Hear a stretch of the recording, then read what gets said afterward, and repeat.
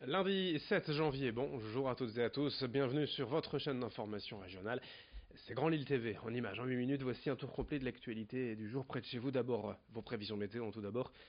Encore et toujours un temps gris, nuageux en ce début de semaine, les perturbations resteront au-dessus de la région toute la journée sans espoir d'amélioration, avec même des averses possibles en fin de journée et la nuit prochaine, les températures elles remontent légèrement et sont au-dessus des normales de saison avec 8 degrés cet après-midi à Lille. Les prévisions météo complètes bien sûr après ce journal. À la une, tout d'abord le sport et le retour du football après 2 semaines de trêve de Noël. Le LOSC est de retour sur les terrains ce soir à l'occasion des 32e de finale de la Coupe de France. À domicile, les Lillois jouent contre Sochaux, une équipe de Ligue 2. Après l'élimination de la Coupe de la Ligue à Strasbourg début novembre, Lille veut jouer cette Coupe de France à fond. Mais Christophe Galtier, l'entraîneur, espère aussi et surtout renouer avec la victoire à domicile. Les Dogs n'ayant plus gagné au stade Pierre-Mauroy depuis fin octobre. Face à une équipe de Ligue 2, le défi semble quand même à la portée des Lillois. Pour ce match, notez que Thiago Mendes et José Fonte sont suspendus. Tcheka lui aussi sera absent blessé. Rui Fonte, tout jeune papa, passe quant à lui quelques jours auprès de sa famille. On écoute Christophe Galtier, l'entraîneur du LOSC, quant à son ambition pour ce match au micro de Vincent Vieillard.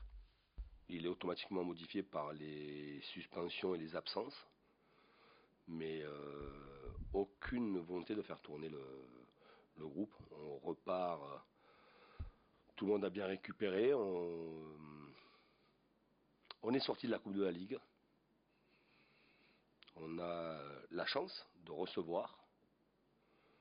On a la chance de recevoir aussi un lundi, c'est-à-dire avec un jour de plus. Les joueurs ont un jour de plus aussi de vacances et on se doit de jouer le match pour se qualifier et je jouerai avec la meilleure équipe, l'équipe quasiment type du moment. Lille-Sochaux, c'est donc ce soir, 21h au stade Pierre-Mauroy. Concernant les autres résultats de 32e de finale ce week-end, ce n'est pas bien glorieux pour les clubs régionaux. Lens et Valenciennes ont été éliminés, de même que Gravelines, battu 3-0 par Villefranche-Beaujolais. Seul Croix est passé en battant Raon l'étape 2-0. Le tirage au sort du prochain tour, les 16e de finale, c'est donc ce soir. Rendez-vous demain matin dans nos éditions pour en connaître les affiches. Dans l'actualité également, ce lundi, après 2 semaines de vacances scolaires, c'est la rentrée aussi pour la classe politique et l'un des premiers dossiers chauds de ce début d'année, c'est la volonté du gouvernement de sanctionner plus durement les chômeurs peu volontaires. Au soir du 31 décembre, lors de ses vœux, Emmanuel Macron avait annoncé, et je cite, vouloir changer en profondeur les règles de l'indemnisation chômage afin d'inciter davantage à reprendre le travail. Il semblerait que pour cela, il préfère le bâton à la carotte. Explication de Vincent Vieillard avec nous en plateau. Des contrôles et des sanctions renforcés pour les allocataires de Pôle emploi qui ne respecteraient pas les règles.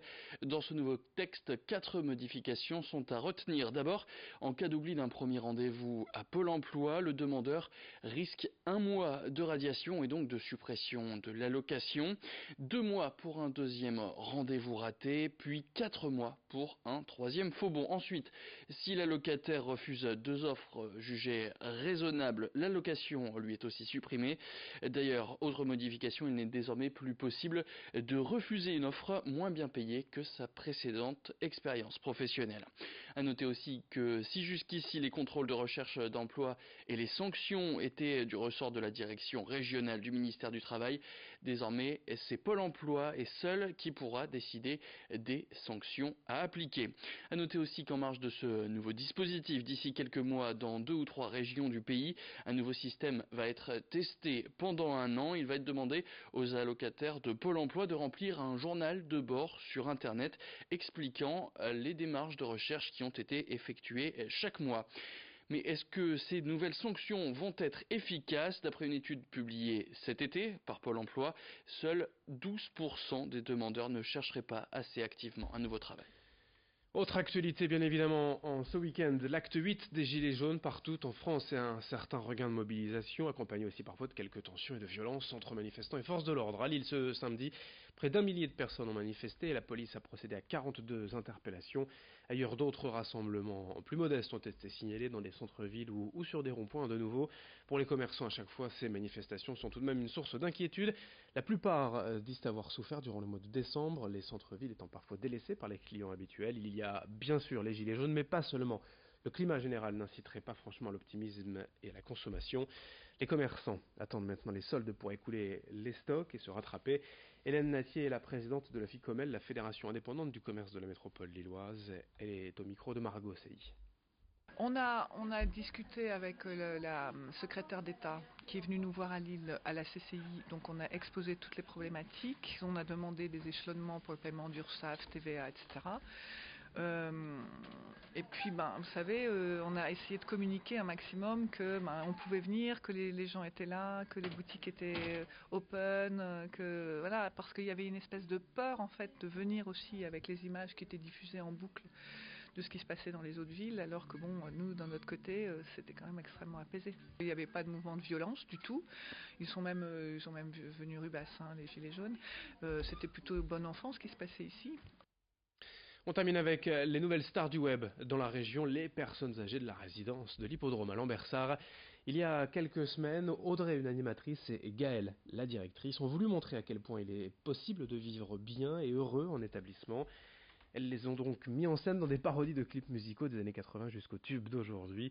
Une vidéo déjà vue plus de 50 000 fois depuis sa diffusion sur Facebook le 22 décembre dernier.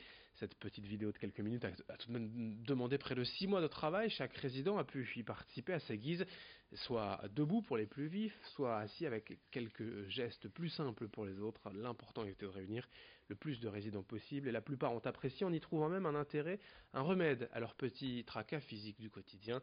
Explication au micro de Xavier Silly. Il y a d'autres animateurs qui nous ont contactés pour savoir comment on avait pu procéder, en se demandant comment on avait pu mettre en avant et en avant surtout les capacités des résidents, parce que c'est vrai que parfois ils ont des aides techniques, ils ont des difficultés à se mobiliser, ils ont des fauteuils roulants, voilà, mais le but c'était vraiment de ne pas montrer toutes ces aides et de savoir les sécuriser pour qu'ils se mettent en situation sans. Donc c'est vrai qu'on a eu pas mal de demandes d'établissements pour nous demander comment on avait pu faire. Fin de cette édition sur Grand Lille TV. L'info continue dans un instant. Merci de votre fidélité. Lundi 7 janvier à suivre vos prévisions météo et un nouveau journal dans quelques minutes. Très bonne journée à toutes et à tous.